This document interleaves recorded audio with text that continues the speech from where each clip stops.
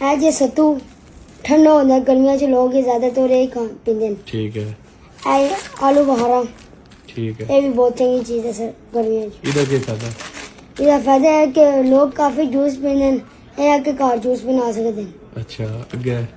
अगर वो खुरमानी है, अच्छा ये बहुत ठंडी चीज है। ठीक लोग है। कहते हैं गर्म है, बड़े ठंडी चीज है। इदी क्या गारंटी है ठंडी है? जे कोई मसला बनया दिन च रहने कोई मसला नहीं। ठीक है चलो जी अगे आ रहे। है जी शक्कर, सत्तू ते शक्कर मिक्स करके ना गिलास की करना इनू? मिक्स करना। ठीक है। ते है जी गोंद कतीरा, ये हड्डियां नूं मजबूत करता है। अच्छा ये किस तरह इस्तेमाल करना? ये 2-3 दाने पानी च पा लो, गिलास ला के पी लो। ठीक है अगे? अगर जी ये समगोल का छिलका, ए भी अगे करना। अच्छा ये समगोल का छिलके साबुत, अच्छा ये तुक मलंगे आ रही होता है, गिलास पी जो ठंडा। ठीक है। ए क्या है? ए ऊंचा दसना है।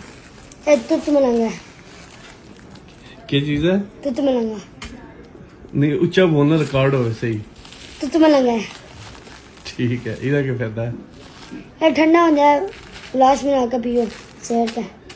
एक बार आखिरी बार दस के है? तुत मलंगा, ऊंचा बोलना।